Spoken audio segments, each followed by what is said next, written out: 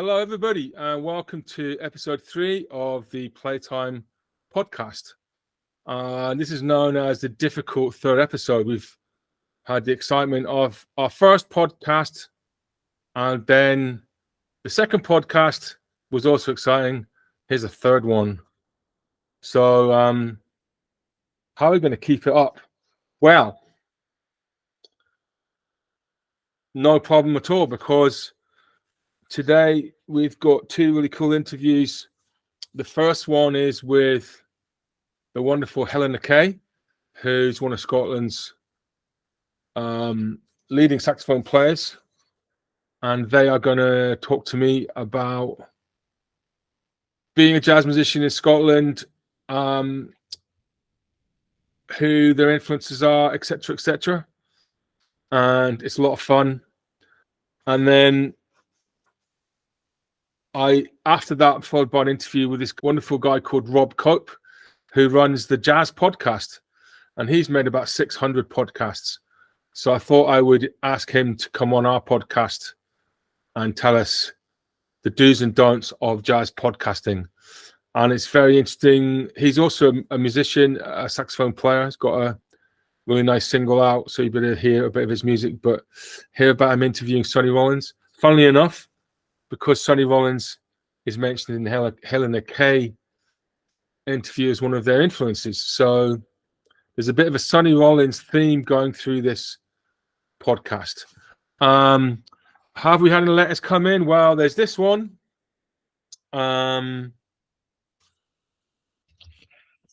This one here. Good interview with George Burt, but your voice was a bit shouty. You shouldn't try to be funny. Your brother is the funny one. Oh, that's from my mum again. Thanks, Mum. And then there's another really great message came in through Facebook. I love the podcast. I've listened to both already. It was something I'd been hoping for, so I was delighted to find out you were doing this. I really enjoyed the halftime interviews that I've seen on the stream gigs you can watch on YouTube. I watched them after lockdown when I started coming to the gigs. I used to be quite socially anxious sometimes, and since coming to the Playtime gigs, it's just gone. People are so nice and friendly. I have been cured completely.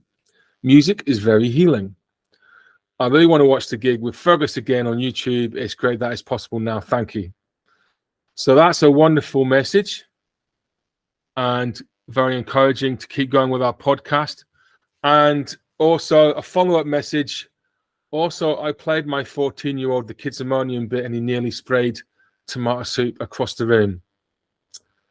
So I think that's a vote of confidence. Well, not confidence, but that's a vote of support from the 14-year-old.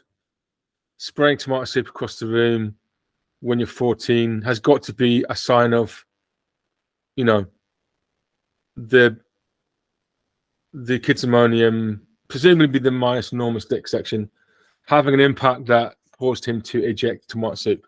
So I can only see that as being a good thing. If I'm getting that wrong, please correct me.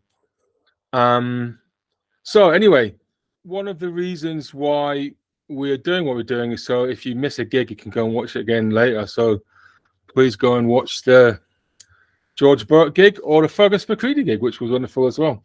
Very different kinds of music, but go and watch them on YouTube or Facebook. Go to our Linktree page and you can see where you can see all of our live stream and catch up all our live streams. Please send some more messages in. Mom, keep them coming. Haven't heard anything from New Zealand this time. So looking forward to anything from New Zealand. And next time we're going to have Shona Aitken on the podcast, but we're very excited to have Harben Kay and Rob Cope. So let's first of all go into this really nice interview with the wonderful Harben Kay. They're working now. Is that it? Yes. Oh, great. Yes. Well done. I don't know how you did that. Goodness. Okay, Harben Kay, welcome to the Playtime podcast. And it's lovely to have you here. And where are you in the world? I'm in Glasgow right now. Okay. Which bit of Glasgow? Denniston. That seems to be quite a popular place? Yeah. A lot of people are side to side now, but yeah, a few folk in Denniston as well. I think Fergus McCready was in Denniston. He was. I've actually just moved into his place. What? Yeah, he moved out and I've moved You're in the same place he was in? Yeah. How did that happen? Well, he was moving out and we wanted to move to Glasgow. So, and actually, so it was Fergus and Hendo that were living here. Right. And then Hendo came and moved in with me in Edinburgh. And now Fergus he's bought a place on the south side. So he's just moved out. And we're like, oh, this is coming free. So we'll just hop in here. Okay. That's awesome. Yeah. So we'll come on to talk about Hendo a bit later on when we talk about the Scottish Jazz Power Couple chart. But first things first, how did you get into jazz and saxophone? How did that happen? I think learning the saxophone lends itself to I feel like you can't really learn the saxophone without like checking out some jazz, just because of when the instrument was invented and all that. So I guess in the beginning it was my first saxophone teacher in Perth, Jim. You're from Morris. Perth? Yeah, I'm from Perth. So I started when I was about 11. I was already playing violin and piano because violin was offered at my primary school. Okay. And I played piano because my dad plays a bit of piano. Are your parents into jazz? Yeah. But they're not players, they're fans. Yeah, my dad plays a little bit. His dad was really into like Teddy Wilson. Oh. Kind of didn't improvise so much, but sort of played stride and like wonderful. All the like nice old songs and stuff. My mum was into Teddy Wilson. Cool. Yeah. So he did that up in Shetland. So that's why I started playing piano. But then started playing saxophone when I was about 11, and with my first saxophone teacher, he was kind of like he got me into jazz, but we did some classical as well, and he was like a blues guy. So we did lots of different things. You just had the one scale. Oh yeah. That's all you need. All you need. Yeah. All these other scales, who needs them? Yeah, there's too many. B.B. King didn't need any other scales. Exactly. So you're playing saxophone, you're 11 and 12. Yeah. Then what happened? Then someone told me to join Fijo with Richard Michael, and then that really got me into it. So I'd go. It's wonderful, Richard Michael. Yeah, amazing. Like such infectious energy, and like joy, just pure joy for the music.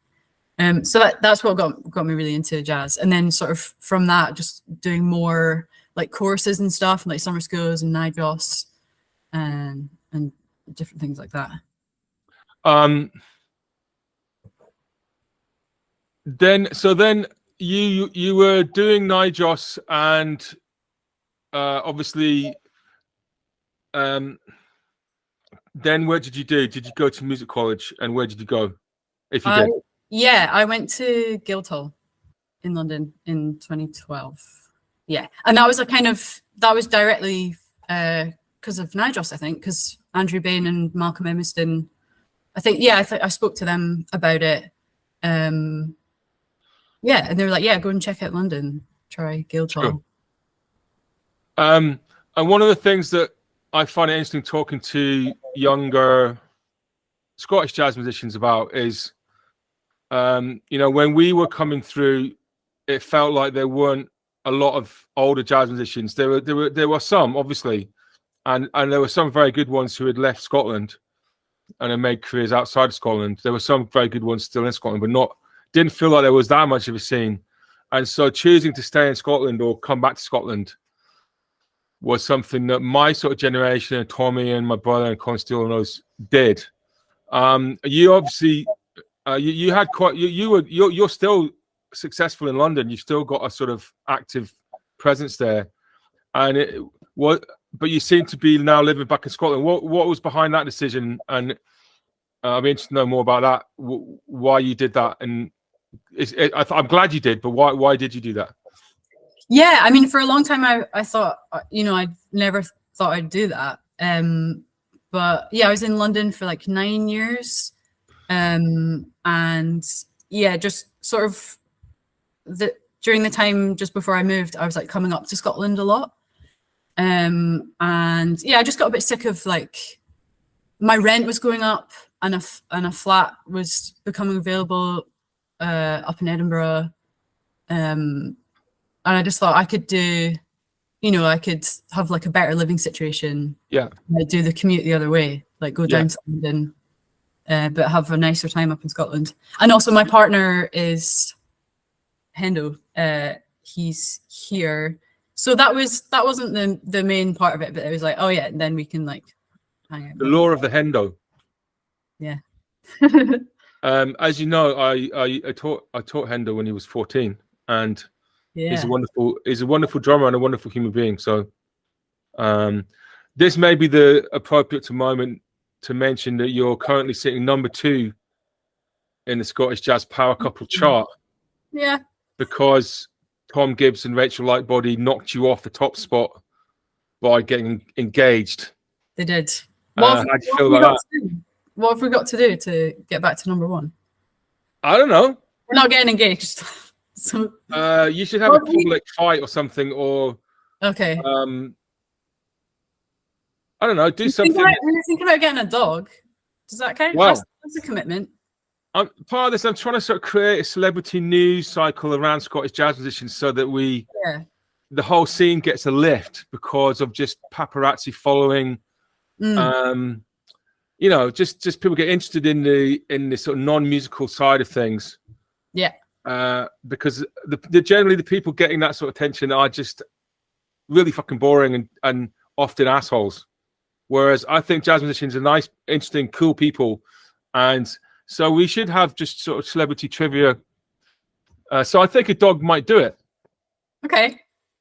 Some kind of public food fight would definitely do it if it was caught on camera. Okay. What else? See, the thing is, I'm actually also on the chart because I'm married to Gina Ray. But yeah, where are you on the chart?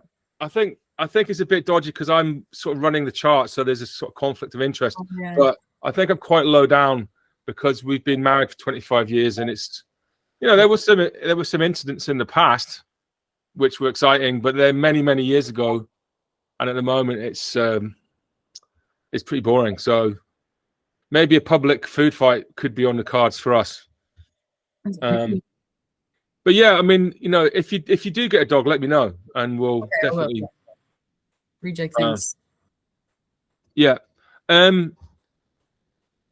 I'm very interested in you as a saxophone player, actually, and I was kind of writing some copy about you for the Playtime because I hope you're aware that you're coming to play at Playtime next. Oh yeah, can't wait.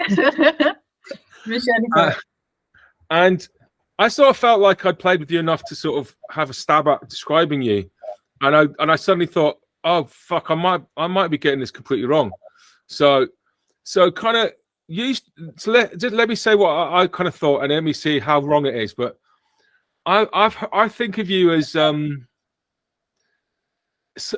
a similar way to think of Sonny Rollins, and it's a little bit because you sort of your tone and stuff and your style is not totally dissimilar, but it's more of the case that I just get the sense that you're like a pure improviser, and you're sort of like Sonny Rollins kind of goes round and round, he changes, and it's like every time he's trying to find a new little way around it, and it's like he's just totally into kind of going through improvising his way through music, and it's always fresh, and he's right inside of it. He's not playing licks and he's not playing prepared stuff, and there's something really, as a result, there's something really wonderful about it.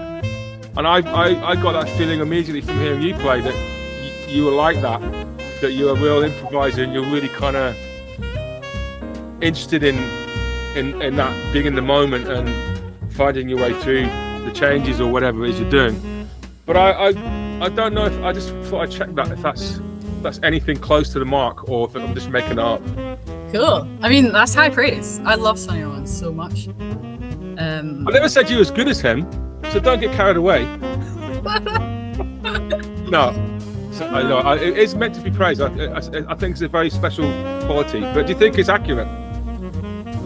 I'd like it to be. I'd like it to be accurate. I'd like to think it is. I don't know. I hope so.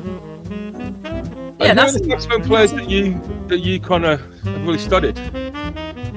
Sorry. Yeah.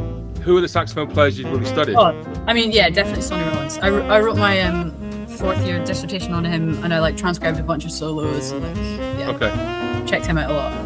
He's kind of the reason I play tenor, because I was on alto when I first went to Guildhall.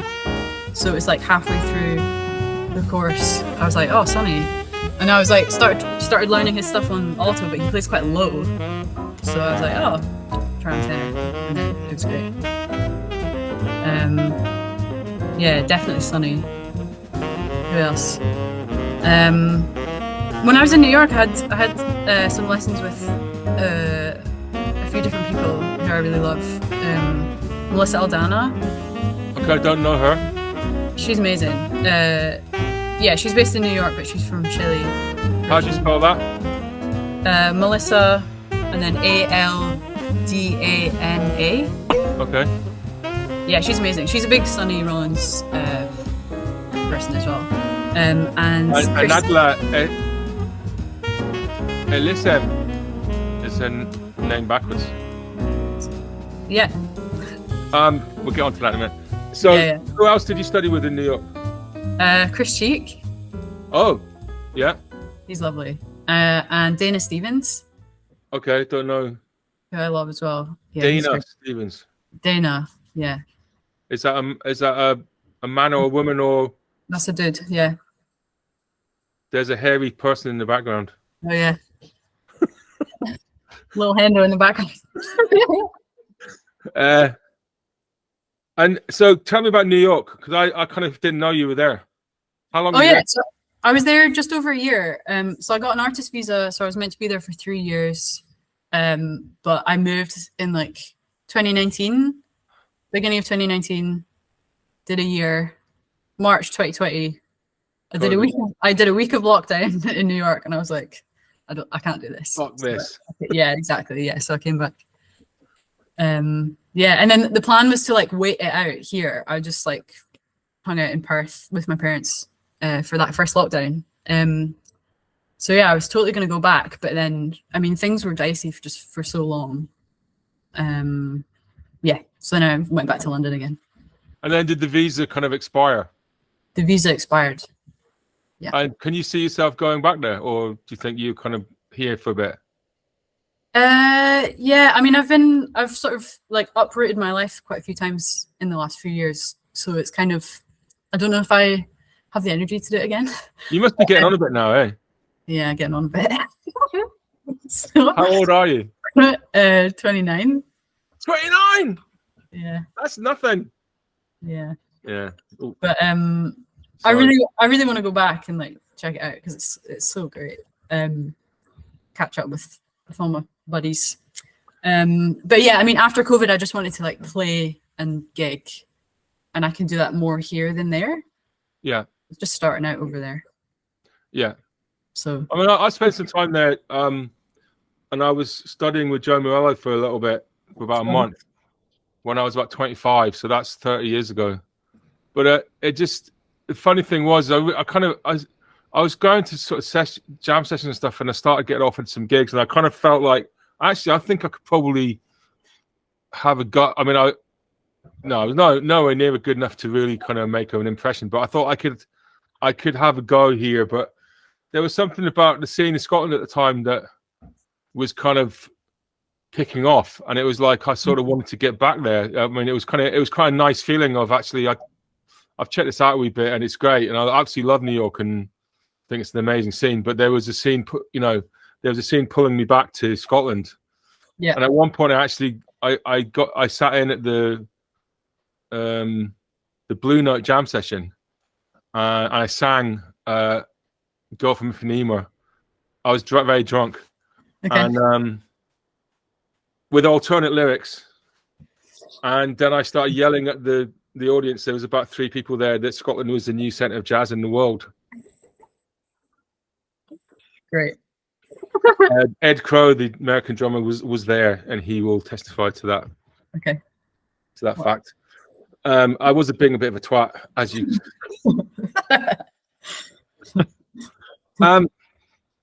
Fantastic. So, well, that's great. I mean, I do feel really excited about you being in Scotland though as well. So, as long as it sort of continues, that's wonderful. And yeah, and I think there's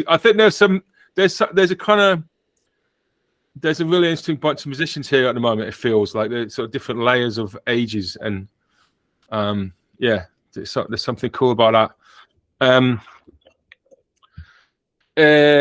Right. So the final thing I want to ask you about is, do you know? Well, first, do you know what your name is backwards? This is the My Enormous Dick section, and I have got a jingle for this, but I can't. I don't think I can play it to you right now, but I'm going to insert it. Okay, yeah, put it in later. Kids ammonium, my enormous dick. And what it actually is me singing Kids Ammonium to the tune of Giant Steps. And then I reverse it. So I was wondering if you would be willing to do that, to sing Kids Ammonium to the tune of Giant Steps. You can just tell me to fuck off. Just tell me to fuck off. I mean, but you've already got Ammonium. That's all I need you to do. See? No, you can do that. Okay. Well, I'm going to do it, and then you can hear it backwards. Okay. And then we're gonna do your name backwards, right? Yeah, yeah. Kids Ammonium. I don't even know if that was probably wrong, but Kids Ammonium. Did you hear that? Yeah. Here's it backwards. My enormous dick. So even when you sing it, it says My Enormous Dick. It's only when you sing it. No, every single way I've done it, it's right. always My Enormous Dick. And I wasn't expecting it to still work with the singing, but it does. So if you say it, it's kind of like in a Swedish accent. But when you sing it, it just sounds like somebody singing My Enormous Dick, which is... Okay. So the reason for this is, do you know your name backwards? Yeah, I was just thinking about it. Annele Yak. Okay. Well, I'm going to record that if you... I'm going to turn the speaker up. But I'm just thinking of how it's spelt, though, so that might not... Yeah, see, that's the newbie mistake everyone makes. Yeah. It's an reversed audio that we need. Okay. Yike. Yike. Annela. You have to do it with a Swedish accent. Well, no, that's my reverse Kids Ammonium. That's my reverse audio accent. Okay. Because I've done this a lot, obviously, because it was thrust on me by destiny. Yeah. Yike. Annela. That's shit, but.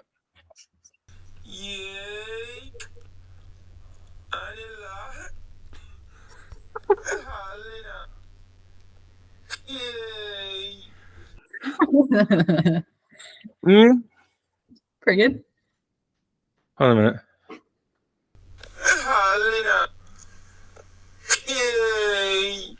Yeah. Do you want to have a go? Yeah. I don't think it's going to be very good. I'll say go, and I'll be recording. Go. Annele Yak. Yeah, well, that's going to be K Helena backwards, isn't it? Oh, yeah. Oh, well. Annele Yak. Hey, Helena. Oh. No, the Helena was very, very good. Okay. Let me listen to that again. Hey, Helena. Very, very good. So thank you for indulging me with that total bollocks. Anytime. I appreciate that. Final thing I want to ask you about is the voting still open for the Scottish Jazz Awards? It is, yeah, till the 29th at 5 p.m. So this is going to be out before then. So do you want to just look at the camera and beg people? Yeah, okay. Please. What do you think about awards, and how do you feel about being nominated, and how important is it to you to win? So awards are kind of bullshit, but I think everyone knows that. Everyone knows that. I know it. Yeah, we all know it. But I want to win it just so I can get like more gigs and do stuff with my band. Because I want to play and do stuff. And you want to defeat the enemy as well. And also I want to, of course. Who are the enemy? Yeah. Who's the enemy? threat? All other saxophone players. All other saxophone players. If we're gonna, Matt Carmichael's a big one. He's a big one. Yeah, you got to take him down. Really good, so yeah. Take him down. And he's also such a nasty person. Yeah, exactly. Take him down. Really mean. Yeah. He hates all saxophone players as well. Yeah. No, we're meeting next week. Oh really? We're You're hanging. gonna break his That's my kneecaps chat. and stuff. I'm gonna break all his good reads. The thing is, he's a really lovely person. Yeah. He doesn't hate other saxophone players. He loves everybody. Yeah, he loves everything. Unlike you. I think I think you're the first person that's ever been honest about that, because I think most drummers hate other drummers. At least we have to compete with each other. It's a competitive, there's only usually one drummer in a band. And there can be two saxophone players. So you get to play with other saxophone players. Yeah, you very rarely get to play with other drummers. And there are some drummers that openly admit to hating all other drummers. I actually love other drummers, particularly your wonderfully coiffured housemate. He's a wonderful drummer. But I have the luxury of being older, so I can just watch these young fuckers be great and go, oh, I was young once. But how much do you want to win out of like 100 this award? No, I'll be okay. I'll be fine if I don't. You'll survive if you don't win. Yeah, I'll be fine. Because like all the other albums are awesome as well. But yeah. But you said the enemy was all saxophone players, but what about piano players, for example? Oh yeah, they can, don't want any of those either. Okay.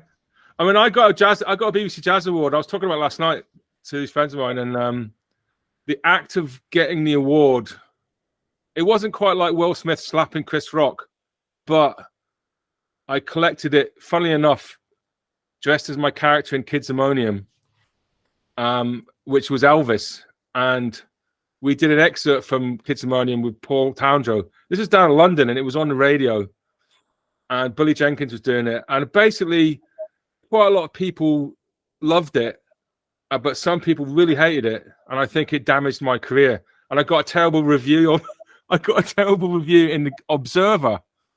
So it's the worst review I've ever got in my life, was actually of collecting an award. Wow. Which should have been a pinnacle of my career. But that was the worst review by far I've ever got. And it's taken me a while to get over it.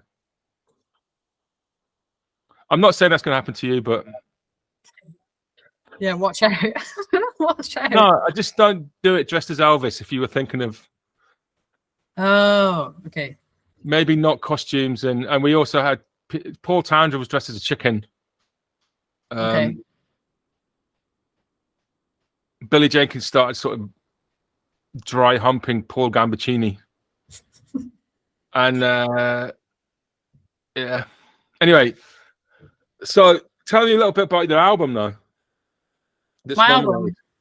Is it okay? Do you own the copyright of it? Yeah, I released it myself. Yeah. Can I play a bit under this conversation? Oh yeah, please do. Yeah. Which track would you like me to play? Oh, they're all great. So They're all great. No, I don't know. Choose. I couldn't choose between my tracks. This all. What a good. Maybe Golden Sands is quite gentle. So Okay. that might be well underneath something. Okay. Background music. I mean, that's what we want, isn't it? Yeah. So tell me about the album. I recorded it. When did I record it? April last year. Yeah, it's my second album, first self-release. So that was a big learning curve. It's all my music. I wrote quite a lot of the music when I was living in New York. Okay. Yeah, and then finally recorded it last year. Yeah, Callum Gurley's on it. He's Pete wonderful. Johnston. Yeah. And English drummer David Ingwells. Boo! English. Yeah. Yeah, I met him at Guildhall. I think he's meant to be really good, eh? I'm not. He's really good, yeah. Yeah. They're all great. Yeah. Very nice rhythm section. And yeah. Well, good luck with that. I hope you win and beat all the enemy, destroy them, Thanks. dismantle them, you know. And if you don't win, I hope you're okay. I'll text you. Yeah, And thanks. try not to do anything that damages your career and makes you look like a dick. Learn Okay. from my mistakes. That's good advice. There are some mistakes that I make on the behalf of everybody else, so they don't have to make them. Yeah, thanks, Tom. Who knew that dressing up as Elvis and dry humping Paul Gambaccini would be a mistake? Is there anything coming up you'd like to? And obviously, we are gonna have you.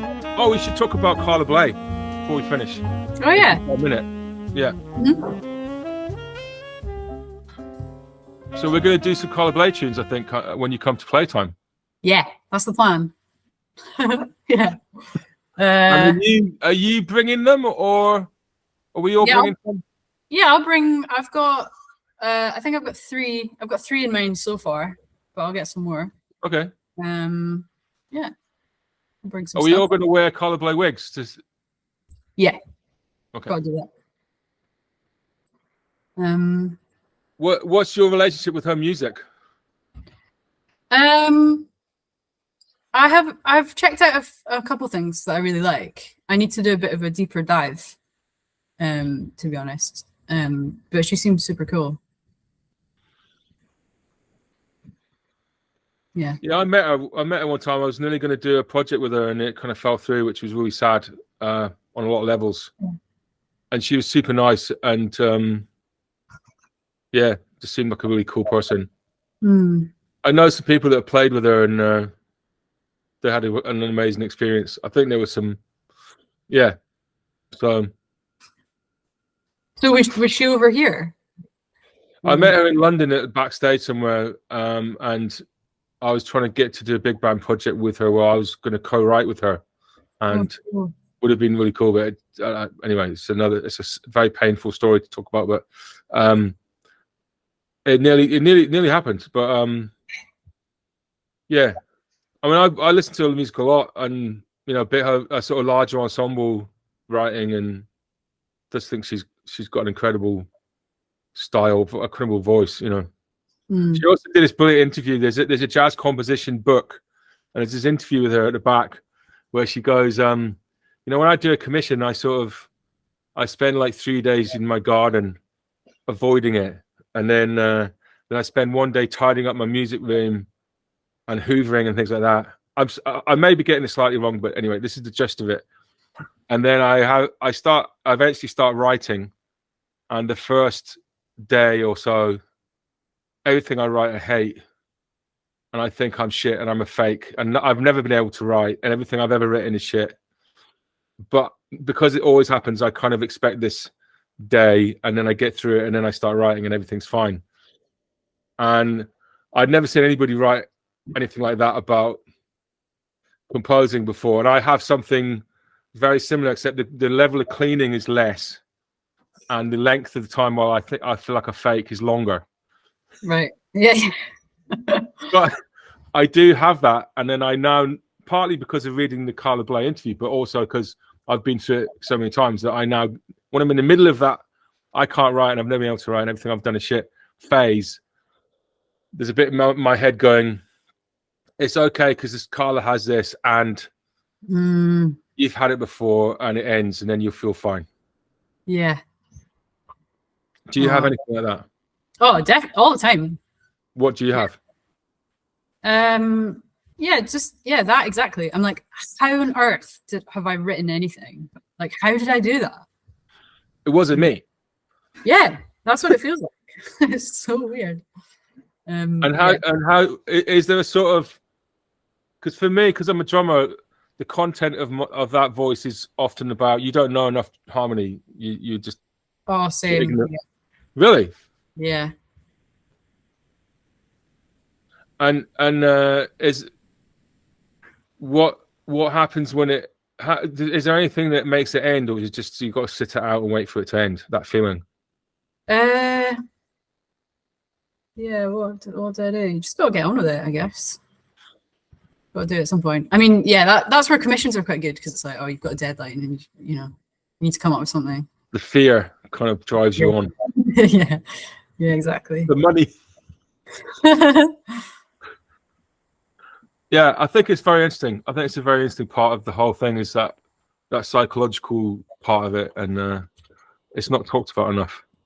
Yeah. Right. So we're looking forward to you coming to Playtime and do Carla Bley music. I'm going to get my wig sorted out. And is there anything else you want to tell the world about that's coming up for you? What's coming up? Oh, speaking of commissions, I've been working on a SNGO commission. Great. That's not till next year. It's like beginning of March. We've got a run of dates, and we're doing Ellington in December, beginning of December. Yeah, that's the sort of main things on the horizon. Great. Yeah, I think Wonderful. Yeah. All right. Well, listen, Helena, thank you so much for taking the time to do this and indulging me with nonsense. And I will see you next week. And give my love to Hendo. Will do. He gives it back, I'm sure. Okay, great. All right.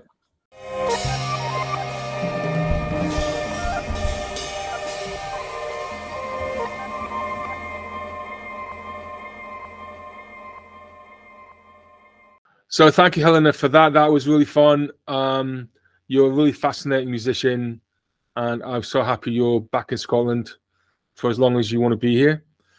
And next up, we have this interview with Rob Cope, who's a wonderful guy. He didn't have to do this, but is very supportive of what we're doing.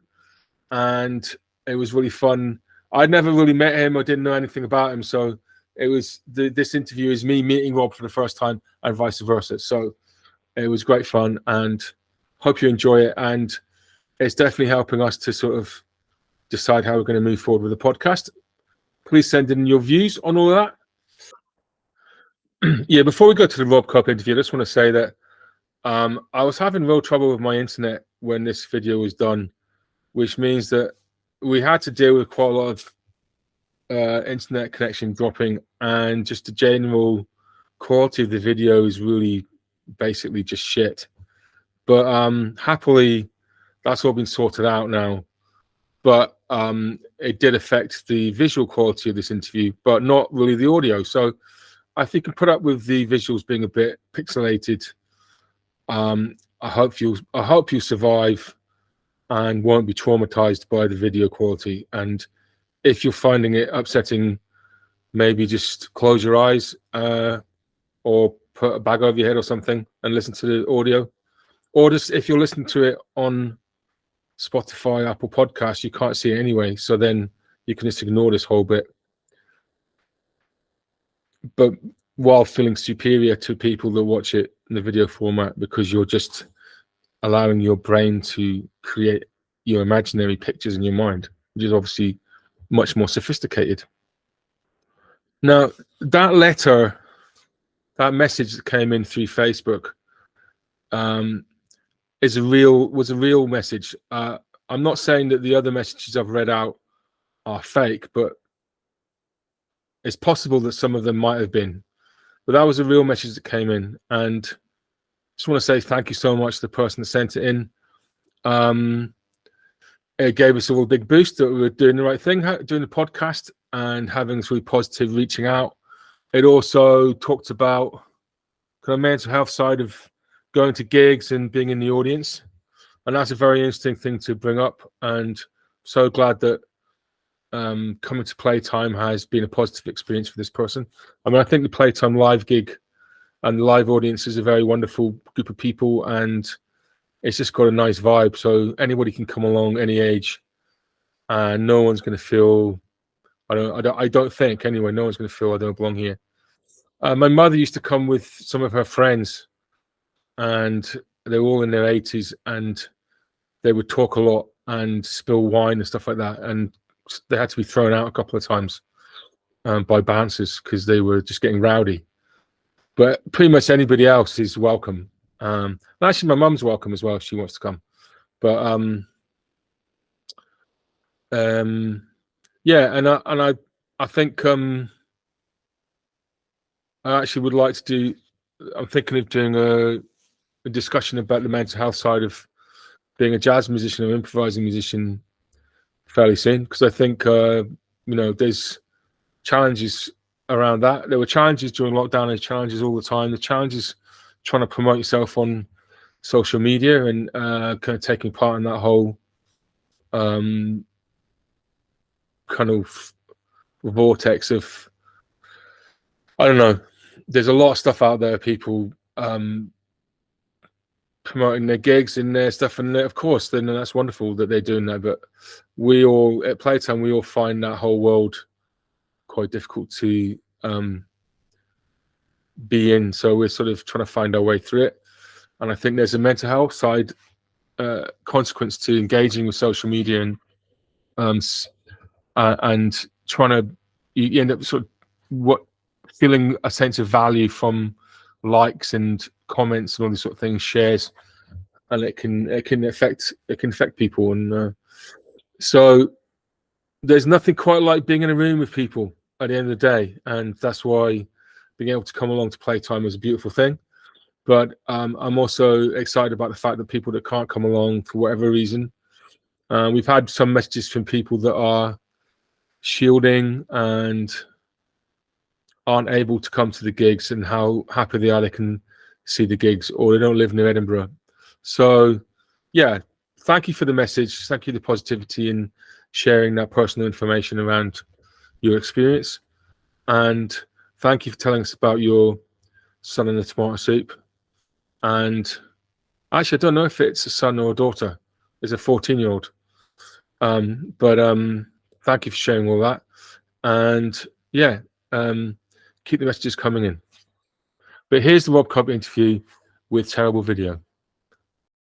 Hello? Any better? Can you hear me now? Yes, I can hear Nailed you. it. Sorry about that, man. Don't worry, we are recording. Hi, it's really nice to meet you. You too, Tom. Sorry about that. Here we go. I'm loving the spectacles beard look. It's a great look, isn't it? It's a great look. Yeah. What can you say about it? It's classic jazz look. Yeah, I've just got a haircut, so I'm feeling really good right now. I always want the hair shorter than the beard. It's a big part of my profile. Yes.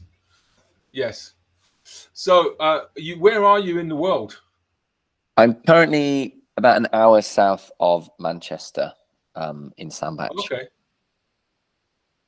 Is that where you live, or is that just a temporary? Yeah, no, this is where I moved last year when our daughter was born, and been in London for about 12 years before that. But this is my grand homecoming because I grew up here. So, okay. My mother's from Manchester, so from Higher Blakely. Oh, nice. Northern, yeah. So I spent a lot of time in Heaton Park, and I got urinated on by the rhinoceroses in the zoo, the Manchester Zoo, when I was 5. That's amazing. That's hard to do. Yeah. Well, it was a zoo in Oh, wait a minute. I think it was it was in Manchester somewhere. You run this really cool podcast about jazz, and we've just started our podcast. We don't really know kind of what we're doing. How long have you been doing it for, and how did you get into that? The jazz podcast has been going for 6.5 years. Okay. We've done 242 episodes so far. So we got into it just by, Wow. I just was a massive fan of podcasts, and I like that on-demand thing of being able to listen to it when you wanted, not when it was like broadcast, And I figured with like Netflix and streaming, the audio would go the same way, and podcasts would probably become a huge, or they really were already a huge like medium but the fact that anyone could just do it was great. So I was thinking, me and my friend Dan were like talking about starting a show, and we Googled the Jazz Podcast to see if anyone had used the name, and it said domain unregistered. There was no reference to it, or so we just were like, great, let's call it that, because nobody's done it yet. And the fact that nobody'd done it made me think that it was a good idea. We must have been onto something. Well, it doesn't. When someone's not done something, it can mean there's a big hole in the market for your idea, or it can mean that it's a terrible idea. Yes, absolutely. Because there's a reason why no one's doing it. Yeah, I think the reason that there was already not a huge number of them was because it's very, very hard to monetize a podcast. So yeah, there was some great shows running before ours. The Jazz Session had already been going a long time, and Dave Douglas has a show through Greenleaf Music, which has been going a long time as well. But so I can't claim that we were the first. I just couldn't believe no one had taken the name the Jazz Podcast. Right. So yeah, I'd be really interested to know how you kind of got into the finding your show's kind of vibe, and also how you got interested in jazz and what your connection with jazz is. Are you a musician? Are you a fan, or how did you get into it all? Tom, that's a great question, and I've ruined it by coughing. It's a great question because it's about me. What could I possibly not love? I am a musician. I'm a saxophone player. I've been playing since I was 5. It's my life. It's the only thing I've ever known. So I studied at music school, then at conservatoire, then I did a master's, then I just lived in London as a freelance jazz musician. And whilst I was like starting my career, I sort of realized that on gigs, one of my favorite parts of it, dare I say even more than the playing, was the bits where I was talking to the audience in between tunes and just interacting. So I really wanted to start a podcast where I could just do that and enjoy people's life stories. And I felt like if the audience knew people's personalities well, they'd be even more open to the music that we're creating and playing. So so then came the next step, Googling jazz podcasts and what was out there, see what was going on. And I realized the name, the Jazz Podcast, hadn't been taken. So it's that was it. That was the obvious step for me to then jump in and start doing it. But it's I'm not qualified in any way, and doesn't mean that I'm any good at it either. I just do it for fun as a musician, asking other musicians questions that I think, it comes more naturally to think that way. So you may as well own it. I'm not a journalist. I can just ask things that are very niche music questions, and that creates a different kind of conversation. Yeah. So that's the angle of our show. It's interesting because we started doing these interviews in lockdown because we were live streaming during lockdown, and it was initially just to stop people switching off when we had a break. So we thought we need a little thing in the 15-minute thing to keep people occupied. And then it's exactly the same thing that I obviously, anyone that's come to our gigs know I talk a lot of shit between tunes.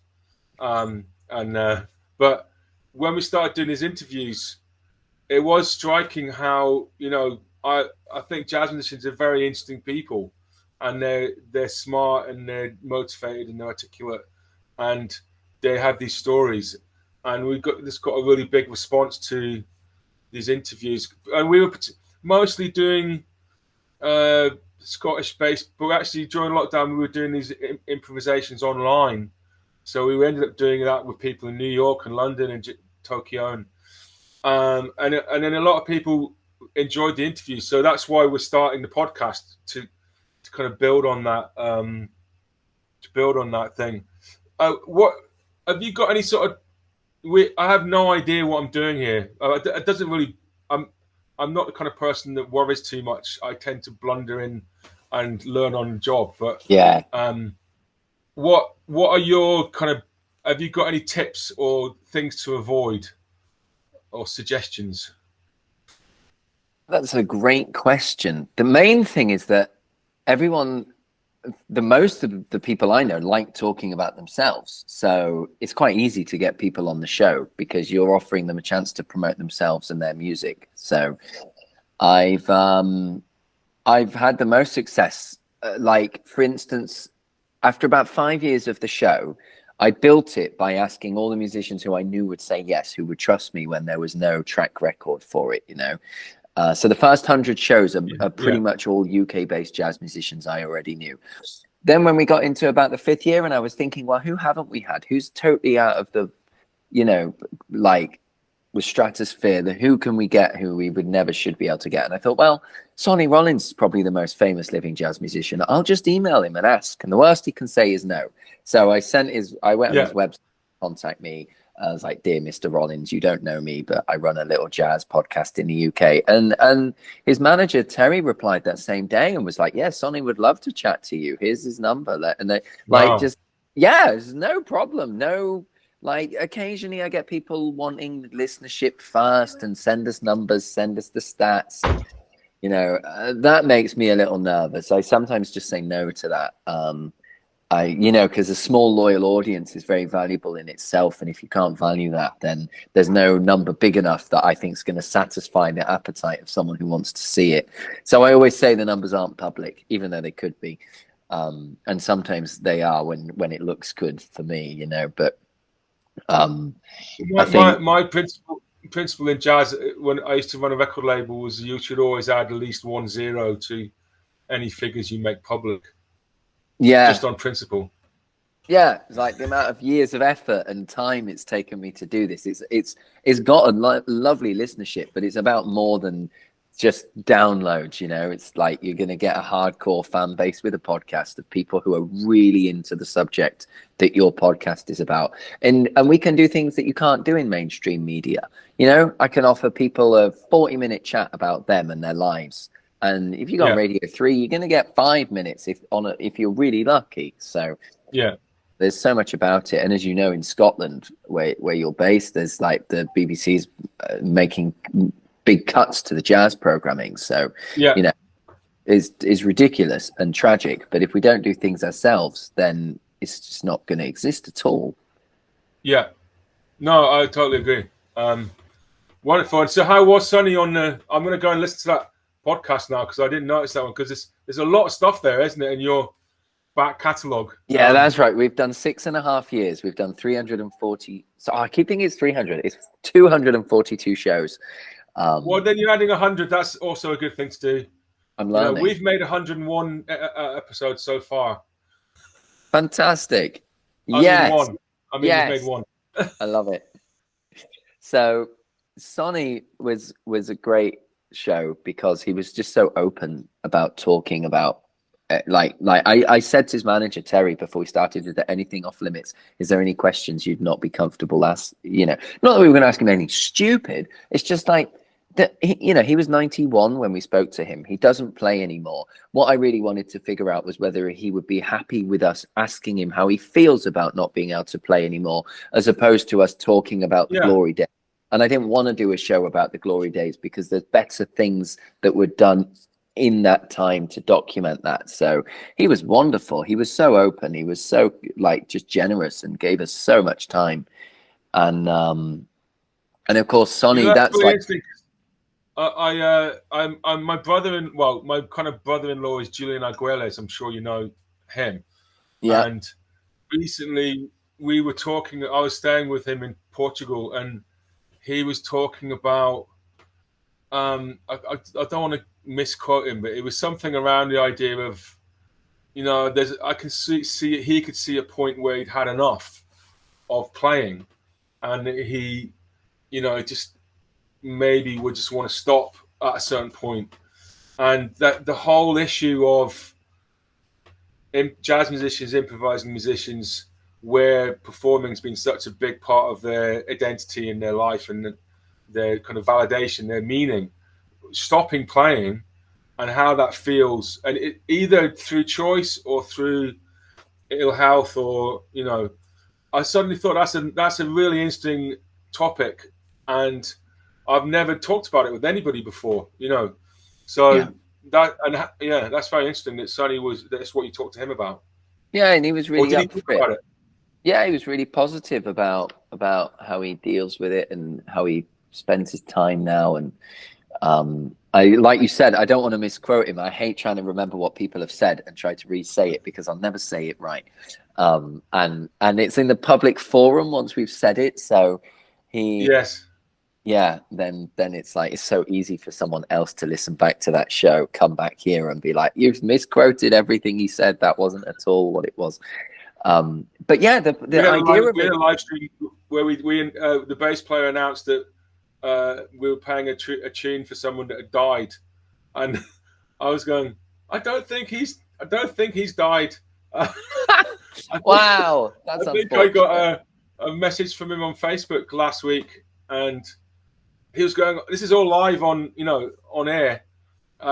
He's dead. He's definitely dead. He wasn't dead. Wow. And yeah, so you kind of got. Fun. I mean, that's important to get that right, isn't it? The people being dead. Yeah, that's a great example. Like, definitely want to know one way or another who's still alive here. Yeah, it's a nice thing to have a platform to be able to talk about things that are not shared so easily on social media. These difficulties. Can you explain a bit what you mean by that? Yeah, I do. For instance, our first ever show was Loz Garrett, who's bass player. He plays in Jamie Cullum's band. And Loz was my first guest because Loz suffers from depression, but he suffers from it in a very public way. He's very happy to share, talk about it, talk about when he's having bad days and good days. He's very open and honest. And his openness and honesty is a really beautiful way of other people being able to hear it and resonate with it. It's easy to look at Loz and be like, wow, he's on tour. Wow, he's playing sold out shows. That guy's got it all. Yeah. But for somebody in his position to be so open about their mental health struggles inspires other people, and being able to hear his voice and the humanity of struggling, I think it will resonate more than, let's say, if he were to post on Instagram just a words or a picture. It's really those things in the show that are way more important than talking about new singles and new music. And it's not something that you want to just sort of put on Twitter as a sort of 30-second titillation. Come and see this depressed guy. It's it's much deeper than that. So you want to, I get it. Yeah. Yeah, it's a proper platform to be able to talk in a comfortable way, and the listeners are like a fly on the wall. You just record it as if it's just the two of you, and then they can spy on you later. Are there any things, as a seasoned podcaster, not just a jazz podcaster, or any things to avoid doing, you would say? There's things that annoy me, that like giving people a date is always a bad idea, because it's our responsibility to make and release the shows. So if somebody's like, I want my show out on this date, I usually be like, I can't promise anything, because there's right now we're doing a show every single week. So, and I've just had an instance this week of an artist having a show out on Monday and a manager saying to me the next day, can you release this show today? It's like, no, I need more than 24 hours notice. Like, I can't put shows out back to back. It's not fair on the first artist on the Monday show if I put a show out on the Tuesday, and then you get 1 day's like exclusivity, let's say. So I try and be quite vague in that sense, so that I've got control of it. And the other thing, of course, is with a platform that's public, it didn't take long for lots of managers and PR firms to start getting involved and getting in touch, and the majority of them are amazing, and we work together in beautiful harmony. And they often, for instance, that Maria Schneider was on our show a few months ago. Maria is a guest I could only get through a loving connection with a really great PR company, you know, where we trust each other. They trust I'm going to make a good show. I trust that they're going to pass it on, you know, like the guests that make it worth my time, let's say, to have made hundreds and hundreds of hours of content. And but sometimes I've had situations with PR firms where they sort of forget, because we're podcasters, we're not like making a living from this. This isn't my full-time job. You know, sometimes I've had emails that's like, can you pass me on to someone in your team? Can you, you know, I need this done tomorrow. You know, I've had that from a manager before, like, Rob, this needs to go out tomorrow.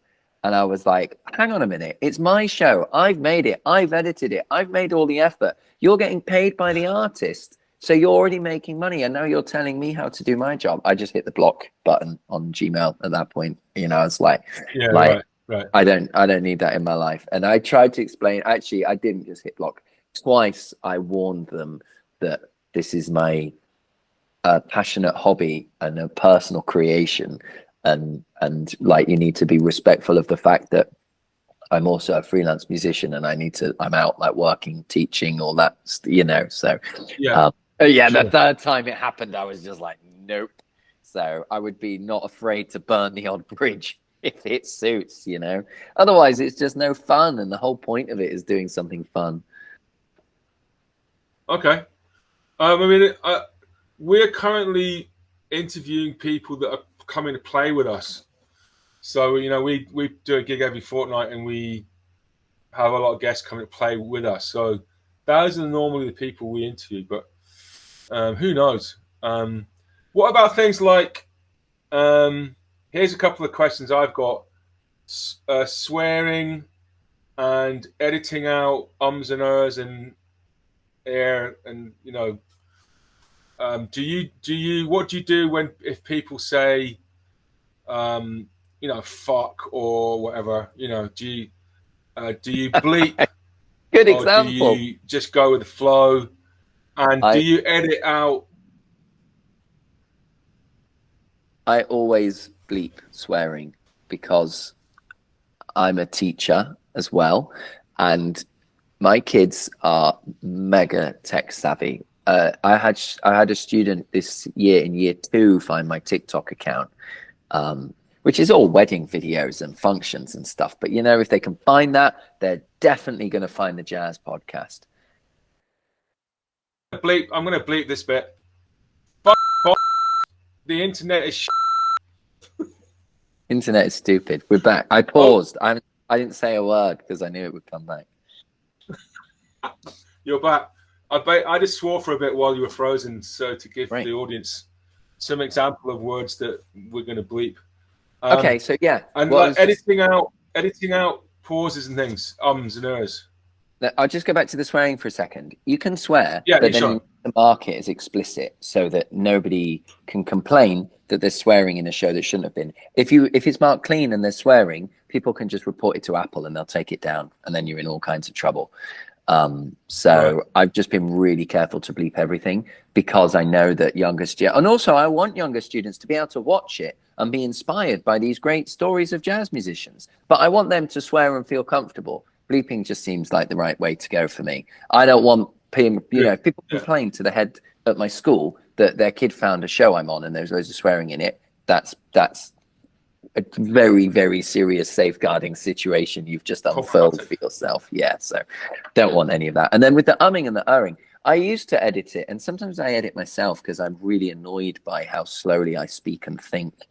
But for the most part, I leave it all, because otherwise you edit out the humanity of it, and you start to, if the audience feels like they're being lied to, you lose the authenticity and the trust, you know. So I think we're also used to it that it doesn't really bother anyone, you know. When we talk, I haven't kept track of how many times you've said because it's part of how we all speak anyway. So if you take it all out, it's kind of suspiciously clean, in my opinion.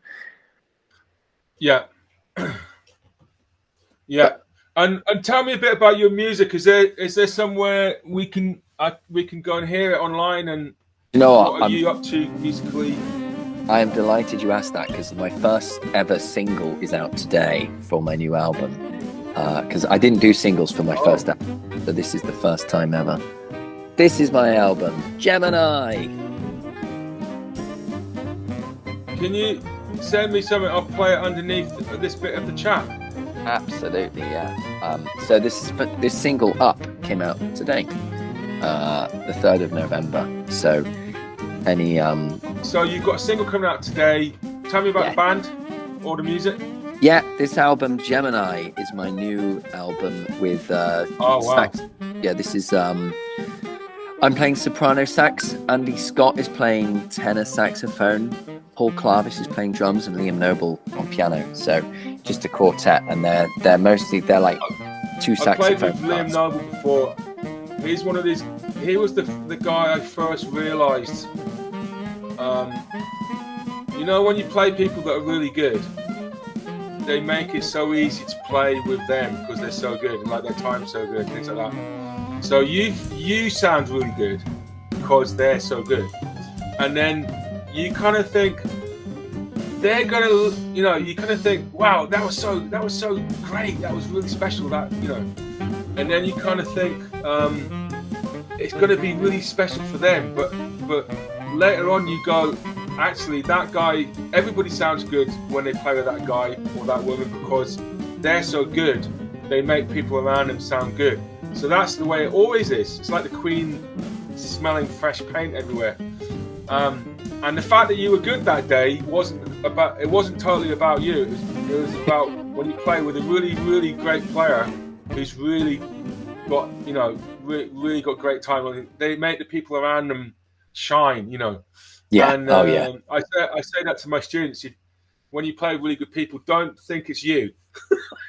Yeah, absolutely. But you want to be one of those people that. Yeah, that's why you want them on your album. You want to be one of those people that make people sound good. Yeah, man. Right. That's exactly it. That's why I'm like Liam and Paul as my rhythm section. I was desperate, absolutely desperate to get them involved because I knew they'd make all my compositions just sound ridiculous. You know, the ability is beyond my imagination. Yeah. Well, that's exciting. Well, I'm really looking forward to hearing it, and I didn't know a lot about you before we chatted, so I'm kind of glad you're a musician because I think there's something about jazz where the musicians get on and do stuff, and I'm very like that, and I think it's a beautiful thing about jazz. And if we didn't, you know, if musicians didn't do that kind of thing, they probably wouldn't happen, you know. Yeah, totally. We're like the last line of defense. Great, man. Well, listen, thank you so much for making the time. I'm sorry about the technical problems. It's all part of the fun of it. Thanks for the advice. And what's gone on there? Something's happened. Is it? I'm cruising. Oh, yeah? Here. Okay. This is the best it's ever been. I've frozen on my screen, which is that's so distracting. But on my screen, you look great. Hey! So, thank you so much for coming on and making the time. It's been fascinating to talk to you, and I'm looking forward to hear your music. And let's keep in touch and when we get you on again at some point and we can see how things are going and catch up. Sounds amazing. Tom, thank you so much. I've loved every second. All right, Rob. Thanks a lot, and see you soon. And good luck with it all. Good luck with the single. Dude. So there you go. Thank you very much. That was the interview with Rob Cope. Please check out his music. And thanks a lot for listening into Playtime podcast. And we'll see you for the next one. Bye.